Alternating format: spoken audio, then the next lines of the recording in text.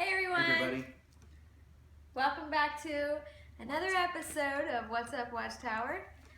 Sorry I've been away a little bit. I've been out of town and have a little cold now, so just trying to get back on track with making videos. And boy, the past week has just been, it's just been raining videos. There's been a couple of really good ones that we're going to talk about in videos today, but what we're talking about today is the video that was released for upcoming convention this summer, and it shows a group of people hiding out in their Armageddon bunker.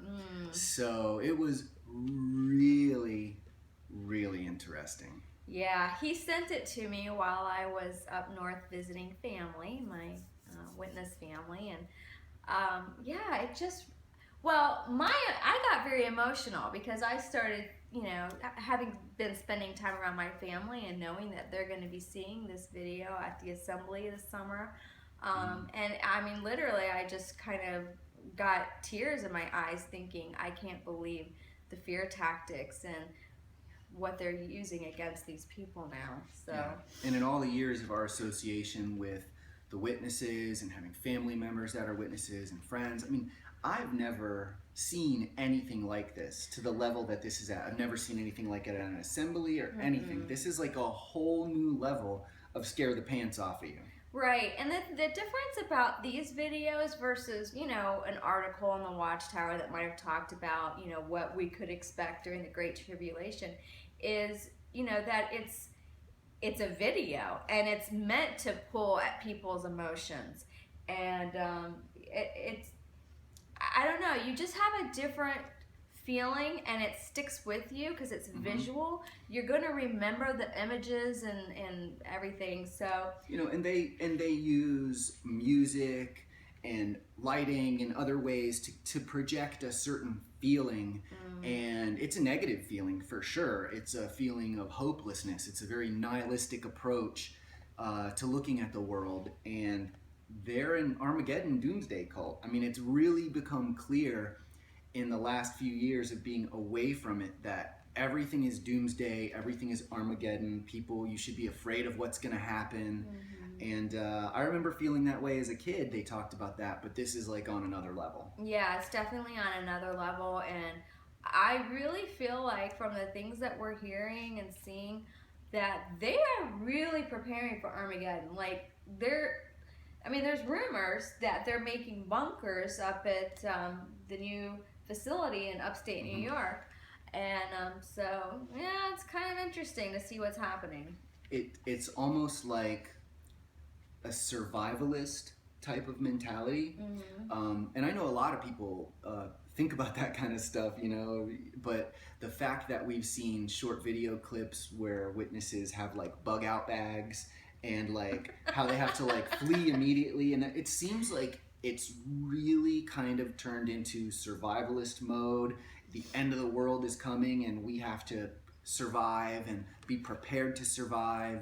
What do they call them? Their go bags? You got your go is bag that a go ready? bag? Yeah. So Oh, Lord. it's just a really interesting development in the way that they've started showing how they feel the end of the world is going to be. It's like they're really trying to get people ready for it.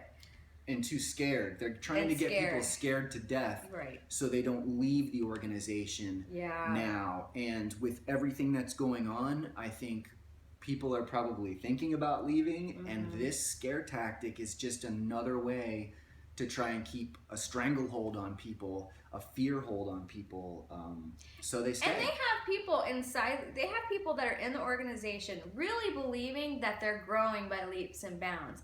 The people that are in it that I have spoken to that believe it, they are like, oh, so many people are coming back. And I thought, where are they getting that idea from what we're seeing? So many people are leaving. But then we saw the JW broadcasting where they were talking about how many people are coming back. And I was like, oh, that's where they're getting it from. They're getting it from, getting it right from JW broadcasting. Yeah.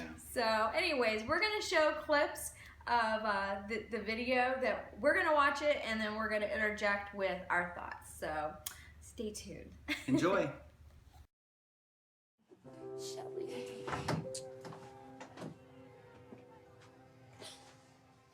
I'm so glad you guys made it.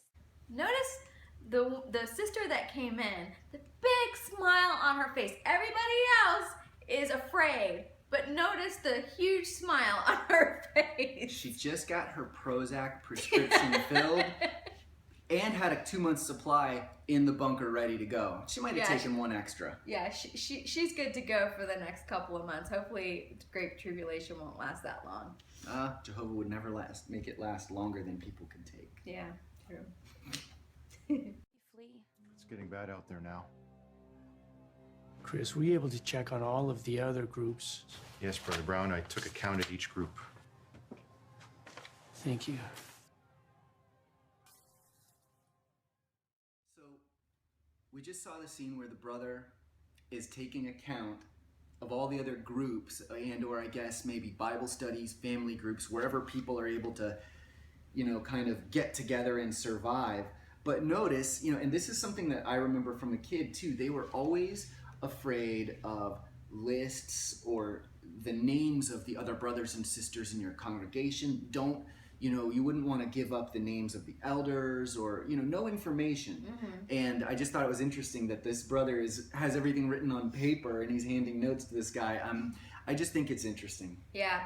And we were always told, now I'm not exactly sure how they do the arranging now, but I know there's no more book study. But we were always told, stay close to your book study group because that's going to be the people that you're going to rely on when the Great Tribulation starts. Right. Your book study conductor will get in touch with you and try and at least unite that small group of people to make sure they're all accounted for and safe and that kind of thing. Yeah. So you've been visiting each group, even with all that's going on out there? Yes, but there have been some scary moments. Still, we're going to shepherd all of the groups for as long as we still can. The brothers really appreciate you making the sacrifice to do this. And you too, Shelley, for supporting Chris. I was just noticing, he says there's some scary moments. They don't go into any detail about that, which I guess I don't know if I could expect that or not, but it's just an overall sense of fear. The young brother says, so you've been going out to check on the other groups? He says, yes, even despite what's been going on, there's been scary stuff. So I'm wondering where they're kind of headed with that. Are people burning buildings and cars and well, looting that's what outside? it sounds like. You can hear crashing noises going on outside. It does. I'm just... People yelling. Yeah, but already you're getting the sense that this brother who is checking on the other groups is risking his life to do it. Right. That's I guess what I was trying to say. You already get the intention that it's so bad and so scary that just going outside, you're putting your life in your hands. Mm-hmm. Is everybody okay? Everyone's fine. They're getting used to doing without, some for the first time. You and Shelley set a good example for keeping your life simple. Thanks. But honestly, that wasn't always the case. What do you mean? Well, one day we were watching the video, We Live a Simple Life. And it really helped us to take a good look at our lives. We were both pioneering, but still living a comfortable life. So, notice, they were both pioneering, but they just weren't doing enough. The problem with that is they were pioneering, but they were too successful. They were doing too good for themselves. Right. They had a comfortable life, and it's just not acceptable in the organization. No. Yeah, you're not supposed to be leading a comfortable life. If your life is comfortable, then something is seriously wrong. Right. You can't serve Jehovah and have a comfortable life.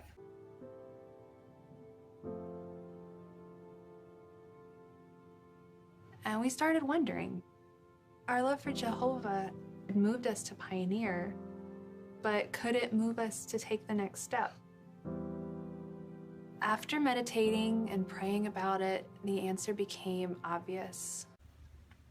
So they're already, as a couple pioneering, devoting 70 plus hours a month in service. Between the two of them, that's 140 hours a month in field service. Mm-hmm. But can't we do more? Can't we do more? Yeah, you're never doing enough. So notice how they're watching the JW broadcasting video about the other couple who we mentioned in another video about how they gave up this nice home that they were in and like almost all of their belongings. And so now this couple is referring back to that JW broadcasting video, and you know, we really ought to be doing what they're saying that we should do. We're living too comfortable of a life. Unbelievable. Yeah. We sold our house, found a little apartment in the territory. Took some time to adjust, but what it did for our relationship with Jehovah was so worth it. Okay, so now living in a tiny little apartment improved their relationship with Jehovah.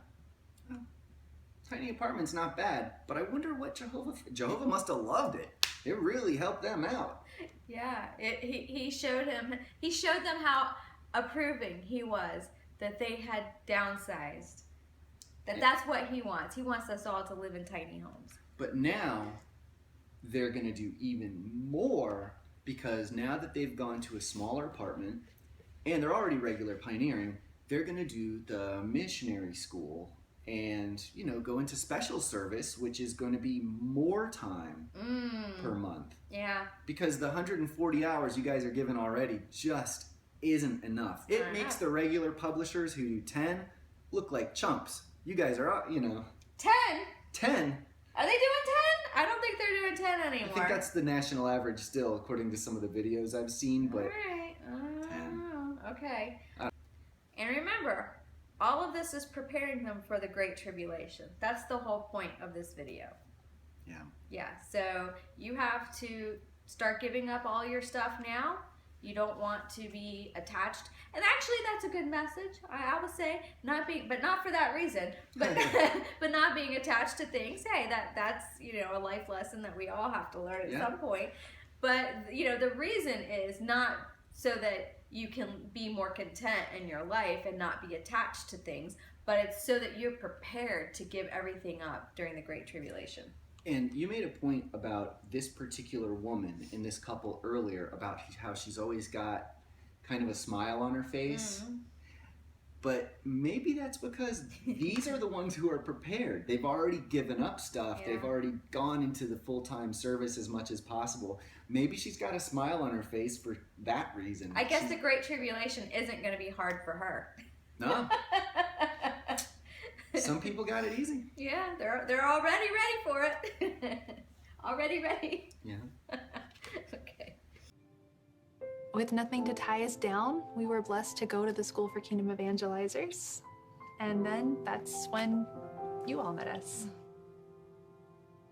I remember when you guys moved here, everything you owned fit into your car and trailer. Yeah.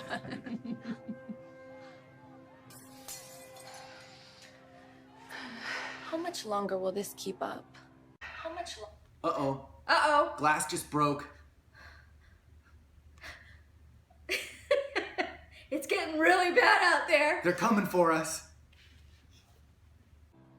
Chris, please say another prayer for us. Then I think we should look at some more scriptures that'll help us.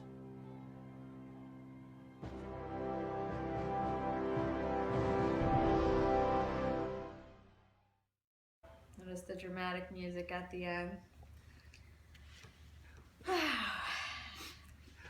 May I just make one comment?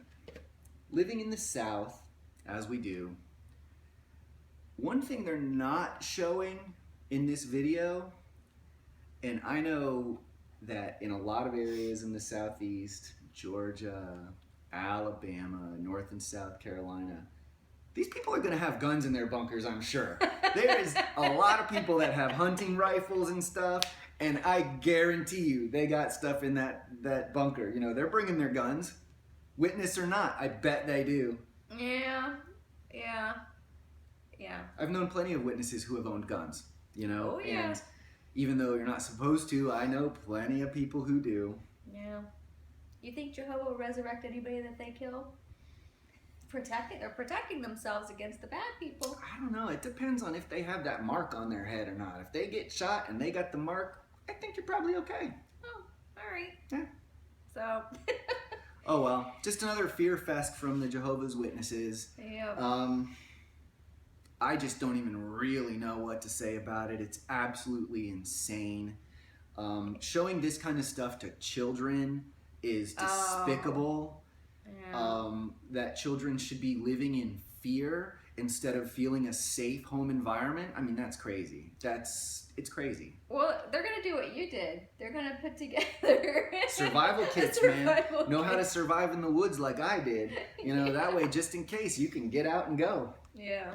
Well, anyways, so we just wanted to give our thoughts on that video that's gonna be out at the new assembly, I suppose, this summer. And I mean, Never thought I'd see anything like it. never thought I'd see anything like it. It's disturbing, really. And I keep thinking that I can't be surprised anymore by the new stuff that comes out. And yet, Yeah, we always I'm still are. surprised. I'm totally surprised. Yeah. So, oh well. Hope you guys enjoyed our little recap of that video. If you haven't had a chance to watch it yourself, well, we're going to show the clips in the video. Yeah, we'll put a link though in the description. Yeah, so it's available on YouTube all over the place, so you'll find it. Yeah. So Okay. enjoy, everybody. Take care. Bye.